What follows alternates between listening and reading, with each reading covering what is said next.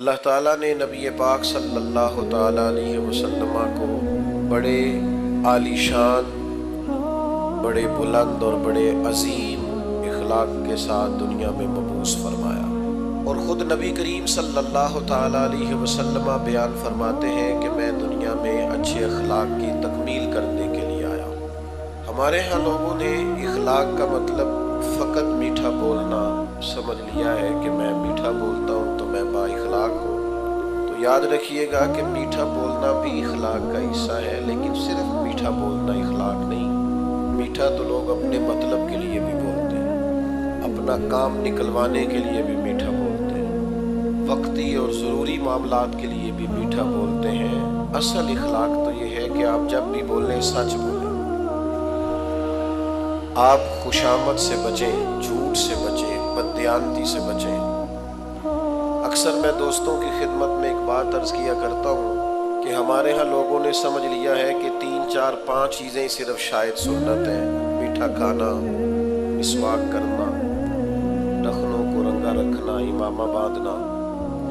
یہ بڑی عظیم سنتیں ہیں، لیکن یاد رکھیے گا کہ حضور علیہ السلام کا جو سب سے پہلا تعارف لوگوں کو ہوا تھا، اور جس سے سب سے پہلے لوگوں نے حضور علیہ السلام کو جاننا شروع کیا تھا، وہ یہ تھا کہ یہ محبوب صادق ہیں اور امین ہیں، سچ بولتے ہیں اور دیانتدار ہیں۔ اخلاقی رویوں کا بہت بڑا فقدان ہوتا جا رہا ہے اور قحط پڑتا جا رہا ہے اخلاقیات کا۔ ہماری سوسائٹی آہستہ آہستہ اس طرح کی ہوتی جا رہی ہے کہ لوگوں کو صرف اپنے آپ سے غرض رہ گئی ہے، اپنے مفادات سے مطلب رہ گیا، اور باقی چیزوں سے لوگ آہستہ آہستہ نکلتے جا رہے ہیں۔ اچھی طرح سمجھ لیجئے گا کہ نبی پاک علیہ السلام نے بڑے عظیم ترین اخلاق کی طرف اپنی امت کی تربیت فرمائی۔ سب سے پہلی بات تو زندگی میں کبھی اپنا وقار نہ خراب ہونے دیں، کبھی جھوٹ نہیں بولیں۔ آپ کسی بڑے اچھے تاجر سے ملاقات کر کے دیکھ لیں، آپ اس سے پوچھیں گے کہ کتنی انویسٹمنٹ چاہیے اچھا کاروبار کرنے کے لیے، تو وہ آپ کو بتائے گا کہ انویسٹمنٹ سے زیادہ اس بات کی ضرورت ہوتی ہے کہ لوگ آپ پر اعتبار کریں۔ جس بزنس مین کا مارکیٹ میں اعتبار ہوتا ہے، لوگوں کو پتہ ہوتا ہے کہ یہ سچ بولتا ہے، یہ دیانتدار ہے، اس کا کاروبار زیادہ اچھا چلتا ہے۔ نبی پاک صلی اللہ تعالیٰ علیہ وآلہ وسلم نے ہمیشہ اپنے معاشرے کو، اپنی سوسائٹی کو سچائی کا پیغام دیا۔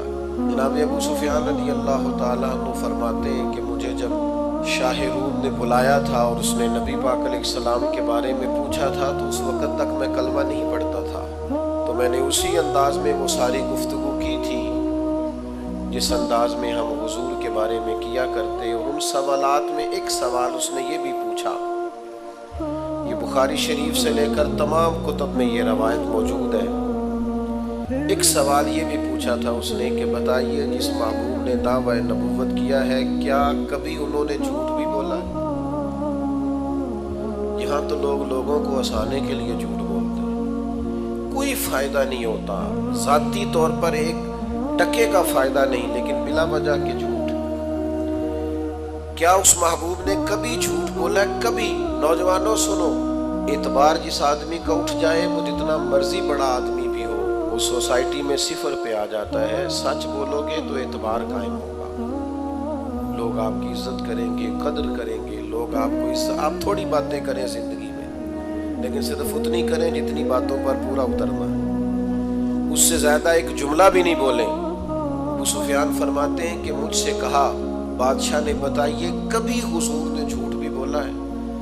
تو کہتے ہیں تھوڑی دیر کے لیے میں خاموش ہوا، اور پھر زبان حال سے گویا کہا کہ وہ رشتے میں میرے بھتیجے ہیں، مخالفت میری بڑی ہے، جنگوں میں میں ان کے مقابل سپہ سالار بن کے آتا ہوں، میں نے انہیں سیدہ آمنہ کی گود میں بھی دیکھا ہے، دادا کے کندھوں پر بھی دیکھا ہے، چچا کے گھر میں بھی دیکھا ہے، جناب ختیجہ کا دولہا بنے بھی دیکھا ہے، اور ان کی گود میں بیٹیوں کو کھیلتے بھی دیکھا ہے، اور ان کے مقدس بال میرے سامنے سفید ہوئے۔ مخالفت اپنی جگہ پر محبوب کی زبان سے جب بھی نکلتا ہے حق اور سچ ہی نکلتا ہے۔ میری بات کو اچھی طرح سمجھیے گا، اس بات پر جو تبصرہ کیا نا شاہ روم نے وہ بڑا انوکھا ہے۔ شاہ روم کہنے لگے پھر بات تو ختم ہو گئی نا، جس بندے نے بندوں سے کبھی جھوٹ نہیں بولا وہ بھلا یہ والا جھوٹ کیوں بولے گا کہ میں اللہ کا رسول بن کے آیا؟ تو یہ صداقت کی دلیل ہے۔ تو ایک تو اخلاقی رویوں میں اس بات کو پیدا کریں کہ بلا وجہ کے جھوٹ اور بلا وجہ کی گپیں ان سے اپنے آپ کو نکالیں۔ دوسری ایک بہت بڑی اخلاقی ضرورت ہماری سوسائٹی کو ہے، وہ یہ ہے کہ کبھی کسی دنیا دار کے سامنے ہاتھ نہ پھیلائیں، کبھی کسی سے لالچ وابستہ نہ کریں، خودداری، عزت نفس، قناعت، جو اللہ نے آپ کو دیا اس پر پورے طور پہ راضی رہیں۔ لیکن کسی کی بڑی گاڑی دیکھ کر پریشان ہو جانا اور کسی شخص کا بنگلہ دیکھ کر پریشان ہو جانا، آج کل نوجوانوں میں ایک بڑی خوفناک بات پائی جاتی ہے۔ مجھے ایک دو جگہ سننے کا موقع ملا تو مجھے بڑی تکلیف ہوئی۔ وہ کہنے لگے جی کاروبار ضرور کرنا ہے ہم نے پر دوسروں کے پیسوں پہ کرنا ہے۔ تو خطرناک سوچ ہے، اس طرح کی سوچیں تو معاشرے کو کھا جاتی ہیں۔ یعنی آپ کسی کے بل بوتے پر جینا چاہتے ہیں۔ مسند امام احمد بن حنبل میں حدیث موجود ہے، ایک صحابی نے عرض کیا یا رسول اللہ ذلت کیا ہے؟ نبی کریم نے فرمایا لالچ نہ کرنا، ذلیل ہو جائے۔ تو یا رسول اللہ عزت کیا ہے؟ فرمایا جو رب نے تجھے دیا ہے تو اس پہ راضی ہو جا، اللہ تجھے عزت عطا فرما دے۔ خودداری اپنی طبیعت میں پیدا کریں، عزت نفس پیدا کریں۔ یہ ہاتھ پھیلانا، یہ ڈھونڈتے پھرنا کہ کوئی امیر آدمی مجھ پر مہربان ہو جائے، یہ خوابیں دیکھنا کہ کوئی ایسا چیک لگ جائے کہ میں بھی آگے چلا جاؤں، اس سے قومیں بزدل ہو جاتی ہیں، باصلاحیت لوگ بھی بیکار ہو جاتے ہیں۔ خود محنت کریں۔ اقبال کہتے ہیں اپنی دنیا آپ پیدا کر اگر زندوں میں ہے تو خود محنت کر۔ ایک کی تو پیشہ برا ہے دنیا میں اور وہ ہے کسی کے آگے ہاتھ پھیلانا۔ باقی تو جو ریڑھی لگاتا ہے اور مزدوری کر کے کھاتا ہے وہ بڑا عظیم آدمی، باقی جو مزدور کے ہاتھ ہیں وہ بڑے قیمتی ہیں۔ کبھی کسی کی طرف، پھر میں آپ کو بڑی ذمہ داری سے اور تجربے کے بعد بتاتا ہوں کہ آپ خوددار ہو جائیں، اللہ مدد بھی بڑی فرماتا ہے۔ آپ ارادہ کریں کہ میں نے اپنے دست و بازو پہ آگے بڑھنا ہے، اللہ تعالیٰ رحمت فرماتا ہے اور بڑے دروازے کھول دیتا ہے، آسانیاں ہونی شروع ہو جاتی۔ لیکن جیسے جیسے ہرس، ہوس، لالچ، طمع بڑھے گا حالات خراب ہوں گے۔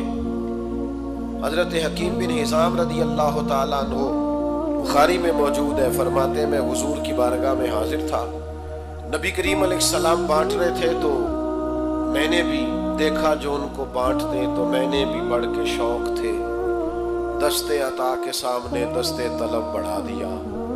میں نے بھی عرض کی حضور مجھے بھی دیجیے، تو محبوب نے ایک دفعہ بھی دیا، دو دفعہ بھی دیا اور تین دفعہ بھی دیا، اور پھر ایک نصیحت بھی فرمائی، ایک تربیت بھی محبوب نے فرمائی۔ حضور فرمانے لگے حکیم یہ مال بڑا میٹھا ہوتا ہے، لیکن اگر قناعت کے ساتھ اسے لوگے نا، قناعت کے ساتھ، تو پھر یہ تمہارے لیے بہتر ہے۔ لیکن فرمایا اگر لالچ کے ساتھ لوگے نا، یہ حضور ہمیں سمجھا رہے ہیں، صحابی وسیلہ ہے اور ہمیں نصیحت ہو رہی۔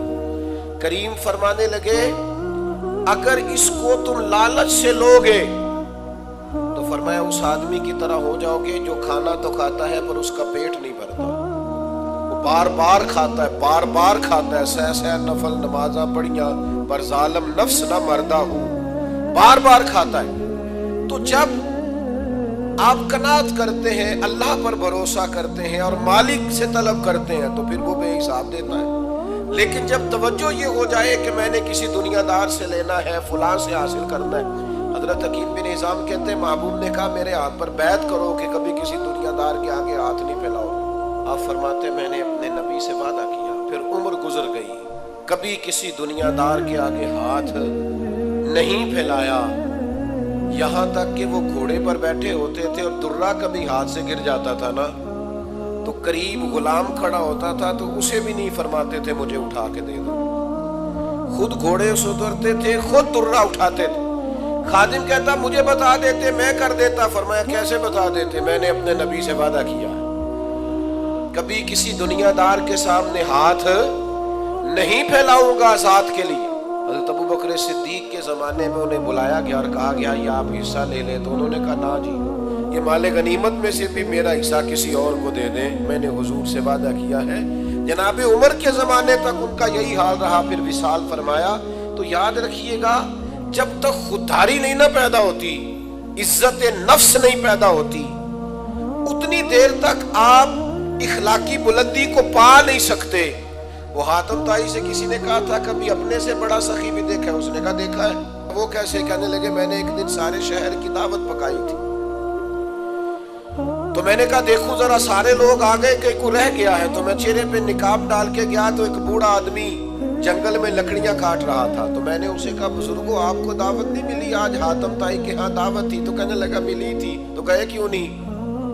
تو حاتم کہتے ہیں وہ مجھے کہنے لگا مجھے نا اپنے ہاتھوں کی کمائی کا چسکا لگ گیا ہے، اور نبی پاک علیہ السلام فرماتے ہیں سب سے بہترین کمائی وہ ہے جو بندہ اپنے دو ہاتھوں سے کر کے کھاتا ہے۔ مجھے اپنے ہاتھوں کی کمائی کا چسکا لگ گیا ہے۔ حاتم کہتے ہیں میں بڑا پریشان ہوا کہ کمال ہو گئی یار، مزدور ہو کر دعوت اتنی قیمتی اور یہ گیا نہیں۔ کہتے ہیں میں گھوڑے پہ بیٹھ کے واپس آنے لگا تو پیچھے سے مجھے آواز دی، کہنے لگا یہ 3 دینار میرے بھی لے جانا اور وہاں جو لنگر پکا رہا اسے دے دینا۔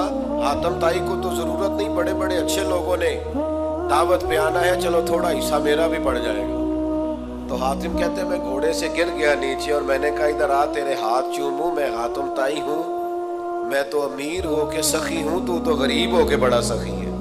آج بعض لوگ ایسے ہیں، بعض گروہ ایسے ہیں، بعض شعبہ ہے زندگی سے تعلق رکھنے والے لوگ آتے ہیں جس کے بارے میں لوگوں کا خیال ہے کہ یہ آیا تو مجھے مفتی دینا پڑے گا، شاید یہ بندہ آیا تو مجھے بالکل پیسے نہیں دے گا۔ اعلیٰ حضرت بریلوی رحمت اللہ علیہ دکاندار کے پاس گئے سرسوں کا تیل لینے، تو آپ نے اسے بوتل تھمائی، کہا یہ تیل بھر دو، تو اس نے بوتل میں تیل بھرا تو فرمایا کتنے پیسے؟ کہنے لگا ویسے تو 5 آنے کی ہے، آپ ہمارے عالم ہیں، آپ 3 آنے دے دیں۔ تو فاضل بریلوی نے پورے ہی 5 دیے، فرمایا تو پورے رکھ، میں اپنا علم 2 آنے کا نہیں بیچا کرتا۔ کرو مدح اہل دول رضا، بڑے اس بلا میں میری بلا، میں گدا ہوں اپنے کریم کا، میرا دین پارائے نہ نہیں۔ میرے عزیز خودداری، وقار، عزت نفس یہ چھوڑ دیں، ہر وقت اپنے آپ کو مسکین ظاہر کرنا۔ نوجوانوں جینا سیکھو یار، محنت کرنی سیکھو، مشقت کرنا سیکھو۔ میرے نبی پاک علیہ السلام نے اپنی امت کو محنت کا رستہ دکھایا ہے، مشقت کی راہ دکھائی ہے۔ یہ سنو، یہ سیاستہ میں حدیث ہے، ایک نوجوان نے آ کے عرض کیا تھا یا رسول اللہ کچھ دیجئے، تو نبی کریم نے فرمایا تیرے پاس کچھ نہیں؟ اس نے کہا یا رسول اللہ میرے گھر میں 1 کمبل اور 1 پیالہ ہے۔ اتنی بڑی تعداد میں آپ لوگ یہاں موجود ہیں، میں اگر پوچھوں نا آپ سے کہ کوئی اتنا غریب ہے جس کے گھر میں 1 ہی کمبل اور 1 ہی پیالہ ہو تو نہیں ملے گا اس مجمع میں۔ صرف 1 پیالہ اور 1 کمبل، یہ دیکھیں یہ اس کی راس ہے، انویسٹمنٹ ہے۔ حضور نے فرمایا لے کے آ، وہ لے کے آئے۔ اللہ کے رسول صلی اللہ تعالیٰ علیہ وسلم نے بولی لگا دی کون خریدے گا؟ ایک صحابی نے کہا 1 دینار میں خریدوں گا، ایک نے کہا 2 دینار میں۔ حضور نے 2 دینار میں بیچ دیا، فرمایا جا 1 دینار کا کھانا لے جا گھر اور 1 دینار کا کلاڑا خرید کے لا۔ وہ کلاڑا خرید کے لایا تو تھا بڑا نصیبوں والا۔ فرماتے ہیں نصیب دیکھو اس کلاڑے کے اندر دستہ نبی پاک نے اپنے دستے مبارک سے لگایا، فرمایا جا جا کے جنگل سے لکڑیاں کاٹ، کھا بھی اور کھلا بھی، پہن بھی اور پہنا بھی، اور 15 دن مجھے اس طرح نظر نہ آنا، یعنی فرض نماز کے علاوہ ملاقات نہ کرنا، محنت کر، نکل میدان میں، اٹھ باندھ کمر کیوں ڈرتا ہے، پھر دیکھ خدا کیا کرتا ہے۔ ہمت کریں، جدوجہد کریں، جب آپ 1 قدم اٹھاتے ہیں تو اللہ کی مدد مل جاتی ہے۔ صحابہ فرماتے ہیں وہ 15 دنوں کے بعد آیا نوجوان، تو حضور نے پوچھا اب کیا حال ہے؟ کہنے لگا یا رسول اللہ پہلے 1 پیالہ تھا، اب سارے گھر کے برتن بن گئے۔ تو نبی پاک نے محنت کی طرف لگایا۔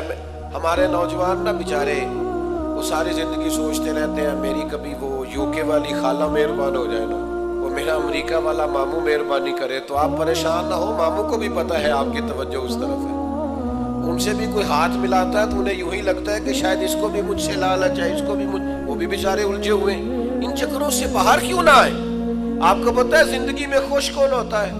جو اپنے نصیب سے خوش ہو جاتا ہے، جو خود سے محنت کرتا ہے، جو خود سے جدوجہد کرتا ہے۔ سارے ڈھونڈتے پھرنا، گردن کو جھکا دیتا ہے خیرات کا پتھر، اور جہاں میں مانگنے والوں کے سر کبھی اونچے نہیں ہوتے۔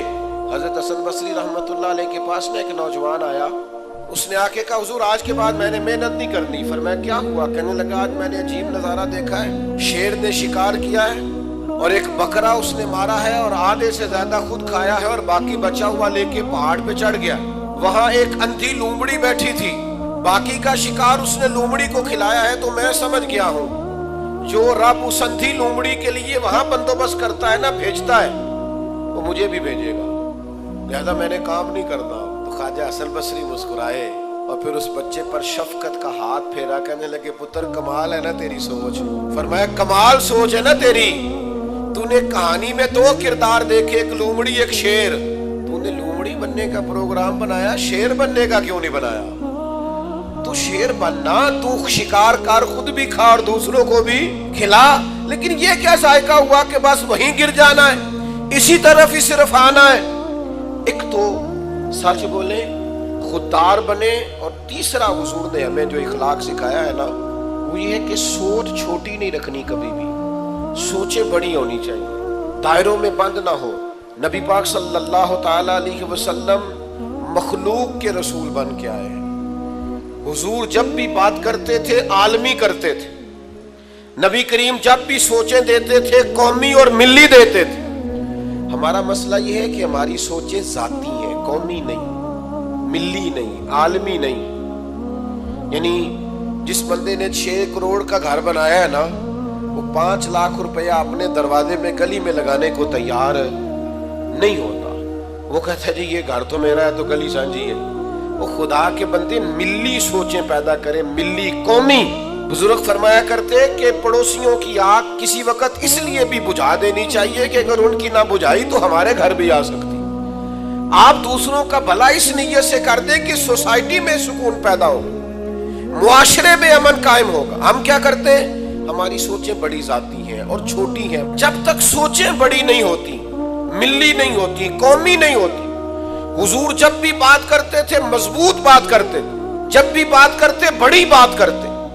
حضور صحابہ کو جب سوچیں دیتے تو بڑی دیتے، امت کو جب پیغام دیتے تو بڑی دیتے۔ حضور دنیا میں پھیلنے کی بات کرتے۔ نبی پاک صلی اللہ تعالی علیہ وسلم ایک سفر سے واپس آئے تو آثار سفر تھے میرے کریم محبوب کی طبیعت پر۔ سیدہ طیبہ طاہرہ مخدومہ کائنات حضرت سیدہ پاک رضی اللہ تعالی عنہ، حضور جب کہیں جاتے تھے تو سب سے آخر میں سیدہ فاطمہ کے ہاں تشریف لے جاتے، واپس آتے تو سب سے پہلے سیدہ کے ہاں تشریف لے کے آتے۔ تو حضور سب سے پہلے چونکہ ان کے کاشانہ نور میں گئے تو نبی کریم صلی اللہ تعالی علیہ وآلہ وسلم پہنچے تو وہ سفر کے آثار اور بظاہر تھکاوٹ دیکھ کے نا تو حضرت فاطمہ رضی اللہ تعالی عنہ تھوڑی سی پریشان ہوئی اور رونے لگی اور عرض گزار ہوئی، یا رسول اللہ صلی اللہ علیہ وسلم آپ کتنی مشقت اٹھاتے ہیں دین کے لیے، کتنی جد و جہد کرتے ہیں۔ اچھا ہمارے بچے ہمارا کو دکھ بیان کرے نا، ہمارے بچے تو ہم کہتے ہیں پتر تینوں تو ایک گل دا پتہ ہے، میرے کو تینوں بڑیاں بڑیاں داستاناں، میں تو بڑا دکھی ہوں۔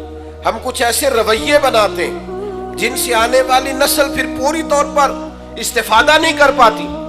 نبی کریم صلی اللہ تعالی علیہ وسلم کا انداز دیکھیے، جب سیدہ پاک رضی اللہ تعالی عنہ نے عرض کیا نا یا رسول اللہ آپ کتنی مشقت اٹھاتے ہیں، کریم فرمانے لگے فاطمہ آپ کے والد کو اللہ نے بڑے مقاصد کے لیے دنیا میں مبعوث فرمایا، ہم بڑے مقاصد لے کے دنیا میں آئے ہیں، بڑے۔